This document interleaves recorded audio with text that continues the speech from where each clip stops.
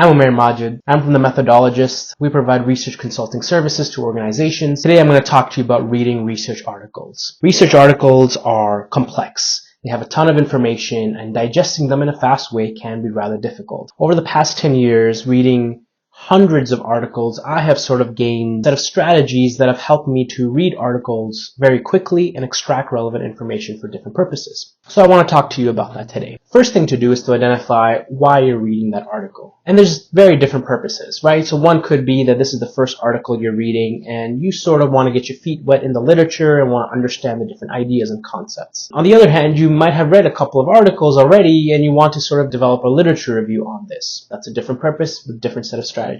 Maybe this article has some unique methods, some creative methods, and you're interested in using them for a research study that you might be running. Or even so, maybe this article is included in a systematic review you're running and you want to analyze the article as a part of the analytical plan. Or maybe you're interested in knowing the gaps, the future directions, potential implications of the literature, and you want to look at that within this article. I use different strategies for different purposes, but there is a common strategy I use as a first step regardless of my purpose. And that is to understand the article and what it's saying at a surface level. And the best way to understand the article at a surface level is the abstract. The abstract is going to be your best friend. So let's talk about the abstract, right? The first thing to do is to identify, locate, and read the objective statement. And why the objective statement is so important is because it anchors any other context, any other methods, any other results that you read in the article to that one sentence. Once you identify it, read it, understand it. But then you need to understand the context surrounding the study. And that includes reading the methods, reading the setting, the participants, the eligibility criteria. And then you get into the results of the abstract.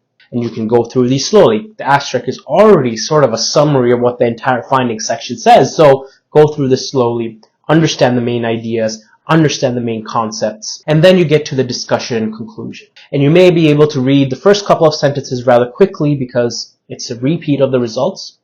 But what you really want to get at from the discussion and conclusion are the gaps, the future directions, the implications, and why that's so important is because it tells you what's beyond that study, what's next.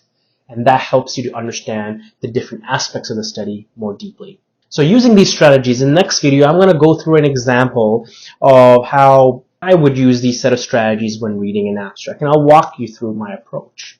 But just to step back, reading articles is so complex. It's an art and it's a science. I invite you to join me in this journey to understand how to really read articles quickly for different purposes and to really extract relevant information. So we're going to talk about writing literature reviews. We're going to talk about how to organize the immense amount of notes that you may get from articles. And we're going to talk about appraising articles and so much more. So if you like this video, please subscribe. Show us that you want more of these videos. I'm Majid. I'm the Methodologist. We provide research and training services. Check the link below in the description to find out more about us.